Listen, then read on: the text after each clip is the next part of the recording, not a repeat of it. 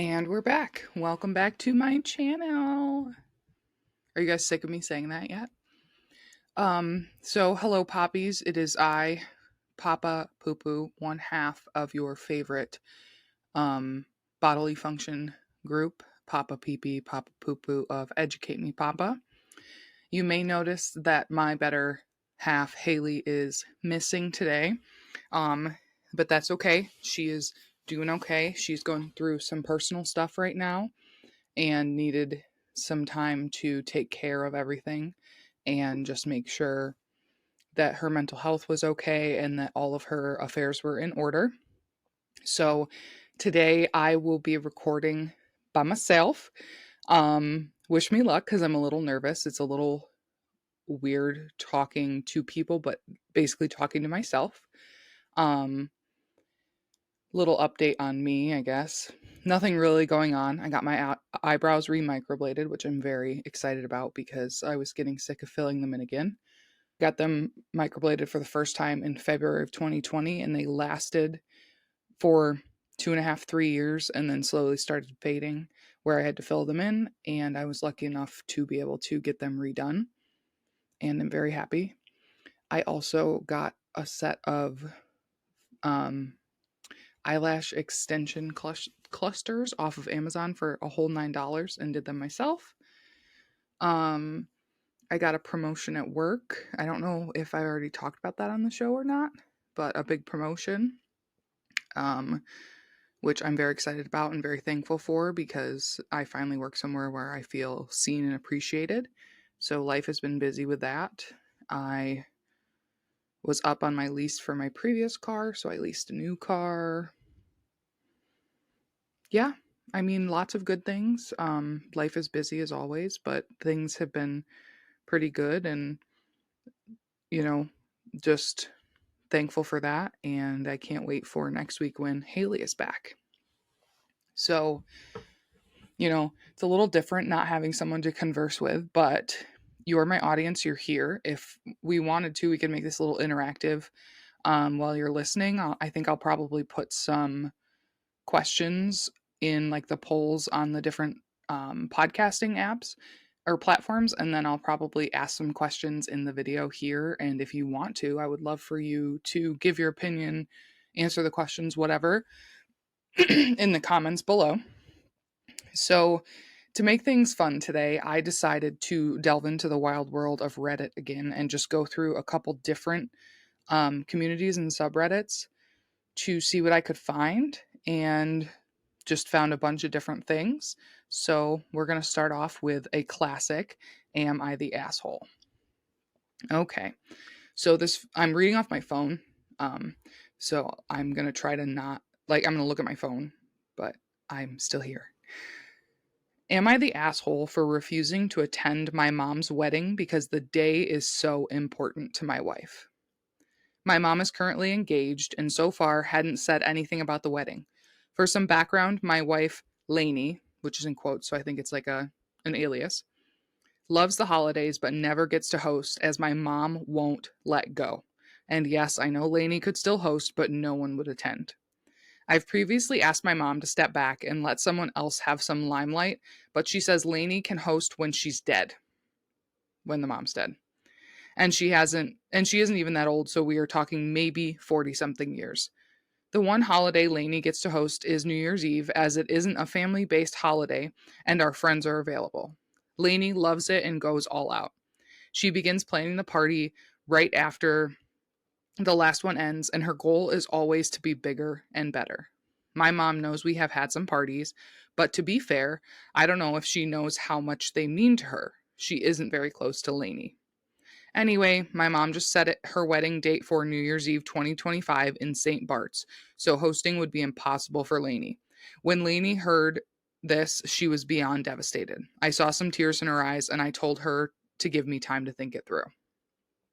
I came to the conclusion that my wife trumps my mom because, well, duh, she's my wife.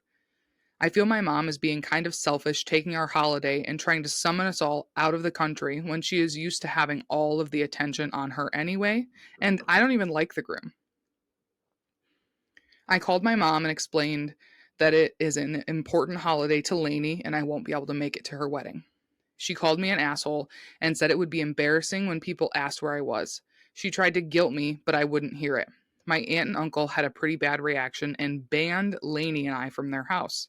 Now my whole family is calling me a selfish asshole and blaming Lainey. Even my dad, who despises my mom, was like, wow, that's cold, and told me I was making a mistake. So this edit was added after the comments, but I think it's helpful. So I'm going to read it before we look at some of the comments. Edit to add, we have no reason to think my mom did this on purpose. We aren't close. She isn't around much, and we don't even know if she was aware we host New Year's Eve. Also, we do not think this has anything to do with wanting yearly anniversary parties. My mom would find spending her anniversary with her family very cringe. So the top comment is, say, fine, mom, I'll come to your wedding, but only if we're hosting Christmas this year. Call her bluff. She knows damn well what she's doing, so let her choose. She cannot have both. And I think that the update came after those types of comments, and other people on the comments said, like, she's definitely just trying to steal another holiday from you, so on and so forth. I would say not the asshole, because you never know what the mom could do in the future if she does get married on New Year's Eve and then decides to make it a day where she has anniversary parties or makes it all about her when the mom's already really rude to the wife. And if they aren't that close and he doesn't like the groom, he doesn't need to go to the wedding just because it's your mom. But I don't know. I don't think he's the asshole. I also don't like the part where like, oh, Lainey can host when I'm dead. What's the big deal with being the host so you can get all the praise? Like, who's to say that you can't co-host or take turns hosting and then the other person helps? I don't know.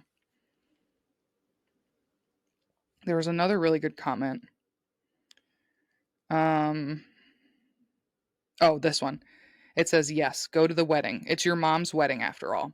But quit letting her have her way every other holiday. If you're getting married, that can mean blah, blah, blah. If you're getting married, that can mean new traditions.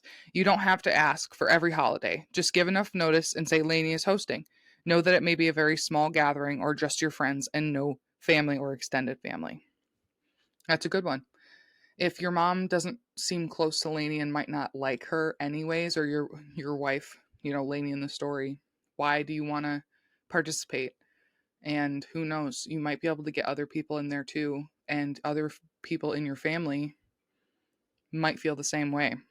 And the part where the family was blaming Lainey, I think that that's really unfair because the husband made the decision from what this post is saying. So it's not on her. She had feelings which are valid and she can be sad, but he decided not to go to the wedding because he's putting his wife first, which, in my opinion, when you're married or you're in a long term relationship, that partner should most of the time come first. There's, extenuating circumstances and different things, but I've heard too many stories, especially on Reddit, of men specifically taking their mother's side instead of their wife's side, and it's really disturbing. So good on him for doing that, but hopefully they don't blame the wife forever because it wasn't her fault. If anything, they should blame the mom.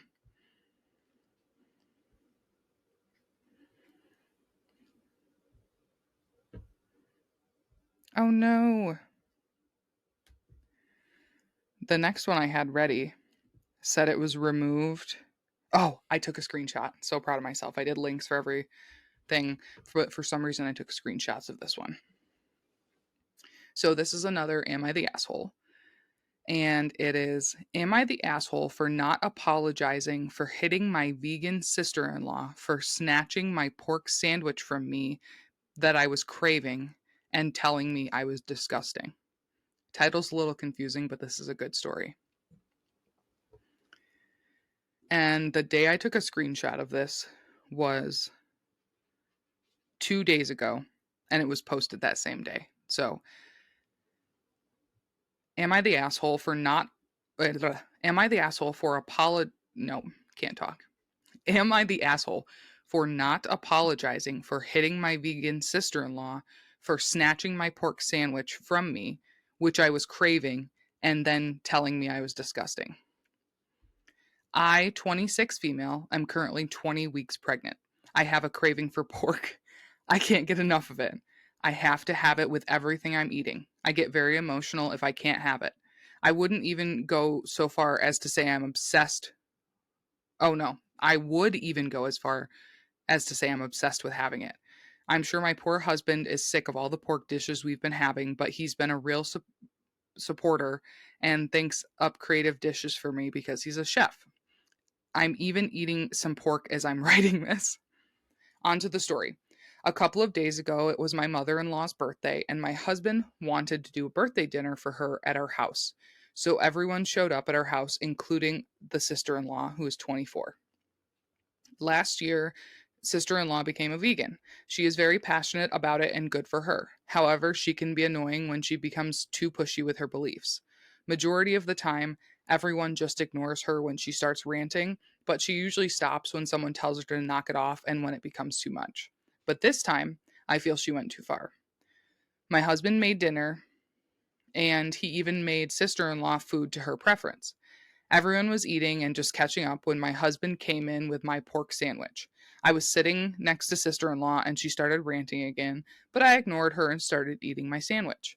Ignoring her seemed to set her off, and she suddenly snatched my sandwich out of my hands and started going on about how disgusting I was. And when I grabbed for it again, she pulled it out of my reach, and I just lost it and punched her right in the face.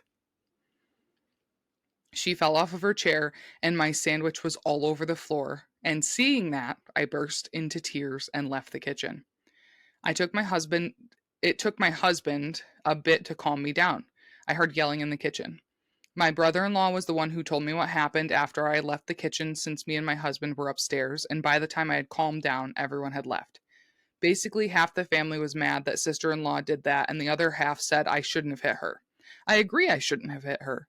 I wasn't thinking, and I just did it. Since then, sister in law said she will apologize when I apologize first. I said no. She's now saying that I'm overreacting, and just because I'm pregnant doesn't give me an excuse to be a bitch, and I told her just because she's vegan doesn't give her an excuse for being a cunt. My husband is backing me, and my in laws are saying this whole situation is stressing them out, which makes me feel bad. Am I the asshole? This one cracks me up, and I love it. So the top comment is, I'm sorry that you dropped my sandwich when you were rightfully punched in the face. No, that doesn't work. I'm sorry if my intense reaction when my food was stolen. No, I'm sorry, I read that wrong. I'm sorry for my intense reaction when my food was stolen by a vegan preacher. Probably won't go down too well. I'm sorry you fell over because I wanted to punch you twice, but instead my sandwich was spilled. Oh, way worse. I'm sorry that you picked the wrong person to preach the vegan gospel to, and that you did not have enough sense to keep your fingers off someone else's food, and that you did not realize you should not F around with a pregnant woman's cravings. I'm not really helping, am I? Wait, stick with me. I've got it. Here's your genuine, heartfelt excuse. I'm sorry that I punched you because when you fell, you dropped my sandwich, and that was honestly not my intention. I love that. I don't think this person's the asshole. Sometimes you have reactions you don't know. And I also don't think that this person should apologize. The pregnant woman should apologize first because the vegan sister in law was the and instigator in this moment. Like, first of all, regardless if you're pregnant, whoever you are, do not rip food out of someone's hands. I feel like it's almost like a natural, like, evolutionary instinct that when someone tries to steal your food, you're going to react because our bodies are still wired for survival. And honestly, with hormones and stuff, sometimes shit just happens. So I don't know. Should she have punched her in the face? Not really. Was it still hilarious and kind of deserved? Absolutely. What do you guys think? These last two stories. Is there an asshole in the story? Is it all kind of like, eh? Is the original poster OP the asshole? I would really like to know.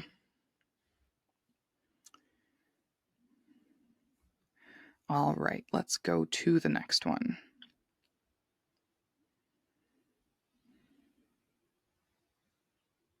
So, this was one of the last ones I found in doing my research. And it's from R Off My Chest, which is kind of like a venting one. People ask advice and different types of things there too, but it's a really good community subreddit if you want to go take a look. This one is heavy, trigger warning for cheating and possible grooming, but it's insane and I wanted to share it. So the title is My Husband of 20 Years is Cheating on Me with Our Son's 18-year-old Girlfriend. I am going to use pseudonyms for anyone I reference in this post. I, 41 female, am a stay at home mom. My husband, 48 male, whom we'll call Paul, works in finance. We have been married for nearly 20 years. We have 2 kids, whom we'll call Eric, our 18-year-old son, currently a senior in high school, and Mary, our 15-year-old daughter. They are both the lights of my life. My marriage with my husband has grown somewhat stale over the years for a myriad of reasons, such as his work schedule and how I've aged poorly since we first met. Stopping to say, fuck him. People age how they age, and if you love someone, you love them no matter what. Anyways, our son Eric has a girlfriend, 18 female, who he's been dating since they were freshmen in high school. We'll call her Amy. Eric absolutely adores Amy. She's his first love, and she's someone I've always considered as family. This makes the whole situation emotionally excruciating for me. Last week, I inadvertently saw my husband's phone screen and got a glimpse of a text thread between my husband and Amy, our son's girlfriend, and I read what looked like a message of her telling him that she, quote, misses sucking his dick. I froze in place in complete disbelief. I spent most of the day convincing myself that I must have misread what I saw. However, I didn't misread it because over the last several days, I discovered a file on his computer filled with ton of BDSM porn. He clearly has a porn addiction. He also has saved photos of Amy from her Instagram on his computer. Although they weren't inappropriate, she was fully clothed, it was still the proof I needed to confirm that I wasn't going crazy. I also looked at his phone during opportune moments and saw more of their interactions. I wish I had never looked. They were filled with mean, horrible things said at my expense, with him constantly comparing me to her. He would call me fat and old, among other things, with Amy, LOLing. I've always had hunches or paranoid feelings that Paul has been cheating on me, but never in a million years could I have fathomed something like this. Last month, I found a thong in our bedroom that I know wasn't mine. I turned a blind eye to it, being naive and acting like it was maybe our daughter's, even though that made zero sense. Not only is he cheating on me, but he's betraying our son. I'm completely devastated. I don't even think words can adequately describe the dread, anger, and shock I feel right now. I'm totally overwhelmed on how to handle this because obviously action needs to be taken, but I'm terrified of what kind of psychic blow this will be for my son. I have no idea how to even broach this completely fucked up topic with him. I wouldn't wish this predicament on my worst enemy. I can't even believe I married this scumbag in the first place. And then my mind started to race, realizing that I started noticing specific unusual behavior from him around the same time Amy turned 18. Was he waiting for her to turn 18 before pursuing this affair? There's so many layers to all of this, and I'm completely paralyzed with fear and dread about it all. None of it makes any fucking sense. How did this happen? Am I that much of a stupid idiot that I let all of this happen under my watch? Eric adores Amy, and the thought of revealing this sickening truth to him terrifies me. The impact on his young heart and mind could be devastating. My heart aches for Eric and Mary, who are completely innocent bystanders. I haven't confronted my husband about this yet because I'm frankly scared of the domino effect. I don't know who to turn to first about this. I share my story not for sympathy, but in search of understanding and perhaps advice from those who might have had to grapple with deep betrayal. Thank you for listening. This is a heavy one, guys. I'm going to read some comments because I have some thoughts and the comments really do like go along with them. So this first one says, think of the 15-year-old daughter and her friends. Get this asshole out.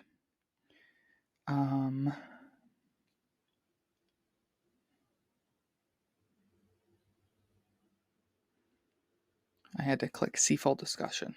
Okay, this is the actual top comment.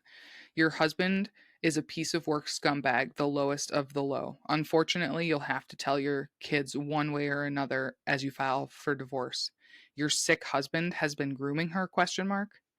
Someone else said, husband had known the girl since she was about 14, a freshman in high school. Absolutely disgusting. Disgusting. No way grooming didn't happen. People said she needs to document the evidence, get all of her ducks in a row before she confronts anyone, and I completely agree. I mean, the age gap itself is really gross, but also the fact that that's your child's significant other who they love very much. There's, like they said, there's no way this wasn't grooming, especially if he's known her since she was 14. It had to be involved one way or another, whether it was intentional or not.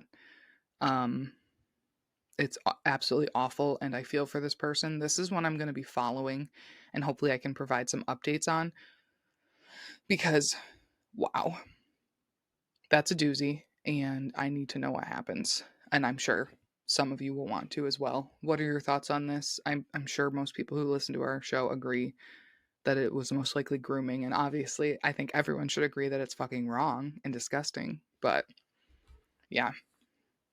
If any of you want the links to any of these, let me know and I can post them somewhere or send them in messages. I don't necessarily want to post all of the links so people don't get updates before I can share them, but you know, some people like to be kept in the loop like me.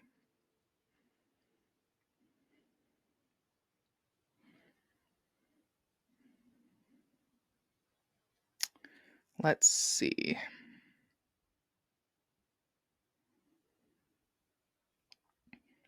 So this is another one from Off My Chest, and it's a little spoopy. It's a little creepy. It's a little weird.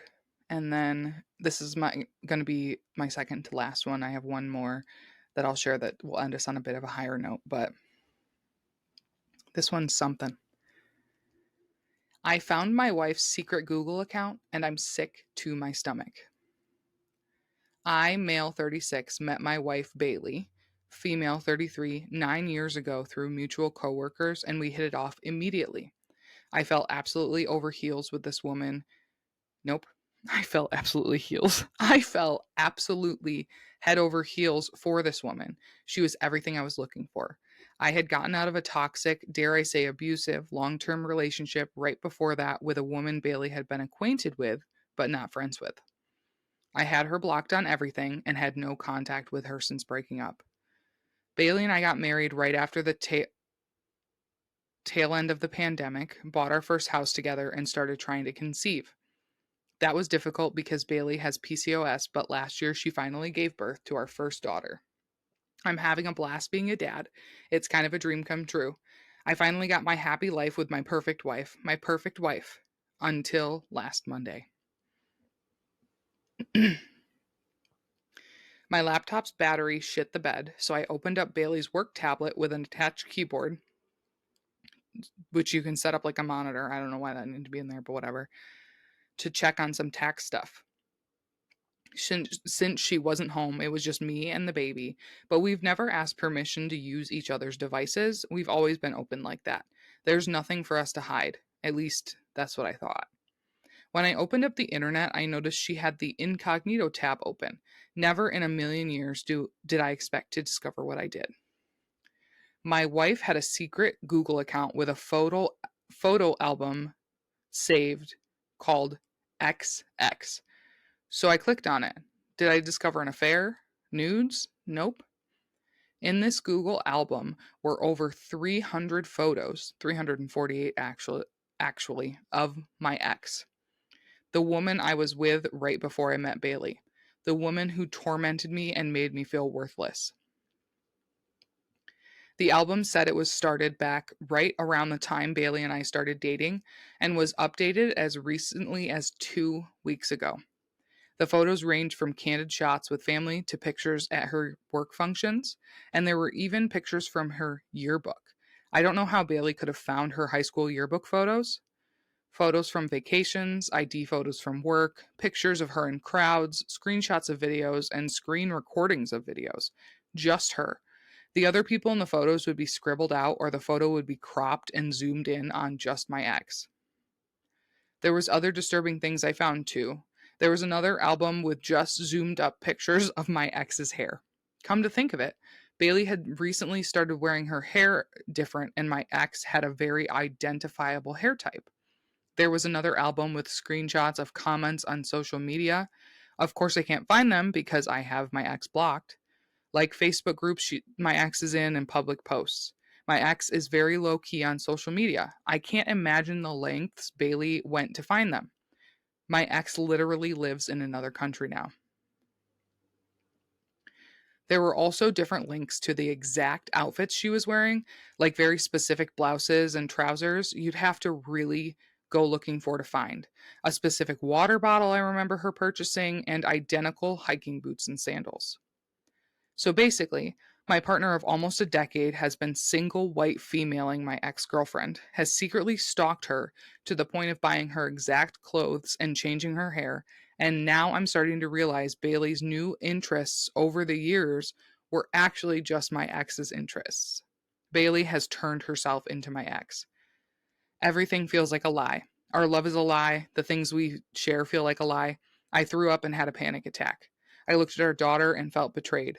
I haven't confronted her yet. I don't know if I want to. I want to run away with our daughter. I want to print out all her pictures, leave them on the table, and just disappear. I don't know what to do. I just want to throw up.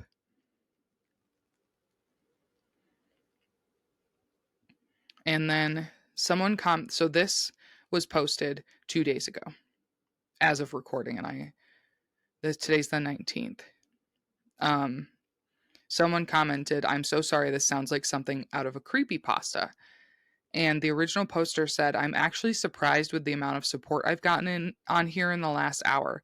Believe it or not, there are no other red flags in our marriage. Not now, I don't know what else I've missed." So this one is crazy and very spooky. Why? Like the fact that she's that obsessed with her husband's ex to the point where she saved all these photos and like videos and screenshots of comments and is like changing her appearance to be like her, when I'm sure she knew that the relationship with the ex was toxic. So why would you want to be like the toxic ex if you want to be with your husband who didn't want to be with that toxic ex? The thought I had last night when I was reading this was maybe the girl was actually obsessed. Bailey, the now wife, was actually obsessed with the ex previous to this, and they weren't friends because she didn't know how to approach her. And then when, say, there was like a work function or something, the now wife saw the ex when the husband and the ex were still together, and then she's like, I want her life, and then became obsessed with her. That's my guess, if that makes any sense. I would love to know and hear your guesses. Haley, I miss you. Okay, I hope you guys are enjoying this because I wasn't really quite sure what to do. And I'm sorry, I read really fast and I talk fast. You probably already know that. Um, but I didn't want this to be like a full hour of me just talking at you guys. Instead of you getting to hear like the banter and the discussion, I will continue laughing at myself. But so this is the last one I have. This is from r/petty revenge. This is a really fun one. I am not like a big revenge person, but a petty revenge is a different like level. Um, Recently, someone I know, I don't want to reveal them just in case their ex listens to this, um, broke up. Well, the relationship ended, and when the moving out occurred, I proposed that they like tie all the shoes together or take all the like one battery out of each remote or something little like that just to get back, but this person is a bit too kind for that and didn't want to cause waves, so we didn't, but I was very tempted to. I would love to hear any of your petty revenge stories. And actually, when all of this occurred and it was determined that I was going to record alone, I thought it would be really fun if we could figure out a way to do some sort of like live session with like a Q&A, like maybe on YouTube or something where people like I go live or whoever's alone either goes live or records something and then releases it and then answers the questions later, or like listener stories, um or whatever. Just I would love to talk to you guys more and get more of you out here and also hear what's important to you so we can share it. But anyways, this is from our petty revenge, and this is going to be the last one. Also, my lips are very chapped. I just put a lot of chapstick on, so apologies for the shiny lips. I am the asshole, and a decade later, I'm still not sorry. Also, by the way, I will be skipping, like, kind of not ad libbing, but like shortening. What's the word? There's a word for it. I can't think of it, but shortening some parts of this because it gets a little convoluted, but it's still a good story. So, I am the asshole, and a decade later, I'm still not sorry. This is an ancient tale of mine, but it crossed my mind this morning and I felt like this community might appreciate my youthful, assholish decision making. I'm currently 31, female, but it all started when I was 20ish. There was a horrific, traumatic loss in my life. As I was down, spiraling in grief, I moved in with my older cousin Amy, who I had generally always been close with. She had a munchkin who was almost 1 at the time. I ended up living with them for about 3 years until the night it all fell apart. At the time it all unraveled, I worked midnights. I would keep my midnight schedule during the week, but I would flop to a normal sleep schedule on weekends so I could spend as much time with my boyfriend as possible, as he had to drive an hour one way just to visit weekly. Pure chaos, but I was thriving, so whatever. I survived. The night it all went down was the night I was flopping from midnight's life to the normal human sleep schedule, so I had been awake for almost 24 hours by 8 p.m. Myself, my boyfriend, Amy, and Amy's boyfriend Steve, and our mutual friend were all gathering at our place for some drinks. When Steve arrived, he took Amy so they could get a top up of booze before we cracked anything open. They said they'd be 30 minutes tops and asked us to wait. So a bunch of time goes by. OP, the original poster, texts Amy, the cousin, gets a vague response, follows up again, gets another vague response, just continues following up, keeps getting these vague responses. And OP was getting very frustrated. Again, we weren't going to start drinking until they got back, and they knew this. And more importantly, Amy knew that if I didn't get some booze in me by 9:30, I would be down for the count. I made sure to remind her of this several times. The booze was what was going to keep me conscious for the night. I'd have started drinking without her if she told me she was going to be a while, but she didn't tell me what was happening or give any indication of a time frame, and even when I'd specifically ask, she wouldn't say. We just sat around miffed, thinking Amy and Steve were right around the corner to be back any moment. When they finally came back through the door over 2 hours later, they had Steve's dog as a surprise. I don't remember what I said, but I yelled. I was fucking furious at how inconsiderate of a decision that was, and my tired state didn't help with my emotional regulation. I mean, sure, get the dog, but tell us you'll be a bit and then we should start drinking without you. Not that you'll be right back, so just wait. After the 1 hour mark, I honestly only stayed awake to rip her a new one. She did not understand why I was so mad. We argued briefly before I just went to bed, but the argument continued the next day. During that bit, she threatened that if I left, she'd never let me see her daughter again. That was it. Decision made. I won't let you use your daughter like that with me, and I won't subject myself to that sort of manipulation. I started re examining her past behavior as I packed and realized Amy was never a good person. She was always cruel and rude whenever the opportunity would present itself, no matter who she was speaking to.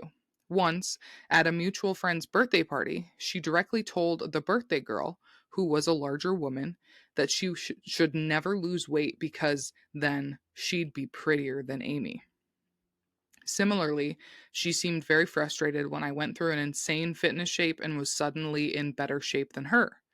Amy never helped with my depression or grief like I'd convinced myself she did. In fact, she pretty much flat out ignored it, even when I told her I was having thoughts. Amy was a bully, meaner than Regina George kind of bully. It wasn't the first time she showed her true colors, but it was the first time I could consciously see her for who she was. With all that and a million other consistently toxic and selfish memories ringing ranging from childhood to adult, I moved out within the next 48 hours. But here's where I become the asshole of the story. I took something that was technically not mine. It was something I'd gifted her a month before Christmas. A month before for Christmas. You see, I bought a really nice, really considerate and expective gift for my loving, caring cousin who supported me through many trying times in my life. But while re examining everything on that last day, I realized that Amy had none of those qualities. She wasn't nice, she was mean. She wasn't considerate, she was self absorbed. And she was about as supportive as damp cardboard. The woman I thought Amy was never existed in the first place. Since my gift was for someone who apparently didn't exist, I fucking took it with me. I know that at 5,000% makes me an asshole, and I don't think I'd make the same choices if I were able to do it over, but I still don't regret taking that $1,000 couch with me. It's still in my living room a decade later. Not sorry. Edit to add, since this has popped up a few times. She, quote unquote, took me in because she needed a roommate and help with childcare. I took her up on it for some company and to distract myself from my grief. We agreed to split bills 40-60 since I was going to help with childcare. Found out that I was the one paying closer to 60% when I asked her what 50% would be for my last month. She gets no points for taking me in. Um, a lot of people in the comments basically just said this was sofa king good, like really funny, stupid comments. But I love a good petty revenge story, and I don't think it really makes a OP the asshole. You know, like you bought her the couch. It's only a month later, you're moving out. And was the couch really for her or was it for the house in general? So to me, it's like, okay, it's your couch. And apparently, Amy did not deserve it, but and it's not that much of an inconvenience. You know, like it's not so much of an inconvenience that it like or so petty or something so bad that it's going to really hinder their lives. Amy will just have to get a new couch, especially since she's not paying the portion of the bill she should be. So, yeah. Well, that's all. My cat just came to sit next to me. Hi, Spirit. I hope this was good for you guys and that it fills in your need for the show for this week. We will see you next week, regularly scheduled, as far as I know. If not, something will be out. We don't want to let anyone down. And thanks for being here. And as always, oh, you know what? I almost forgot. If you want to submit anything, write any responses, whatever, we have social media. Instagram at Educate Me Papa, Facebook at Educate Me Papa dash the podcast, TikTok at Educate Me Papa, and of course our email is educatemepapa@gmail.com. And that is all for now.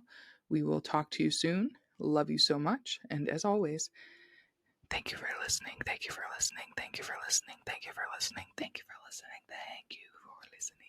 Thanks for listening. Thanks for listening. Thank you for listening. Thank you for listening. This is so weird not hearing Haley. Haley, I miss you. Thank you for listening. Okay. See you next time. Bye.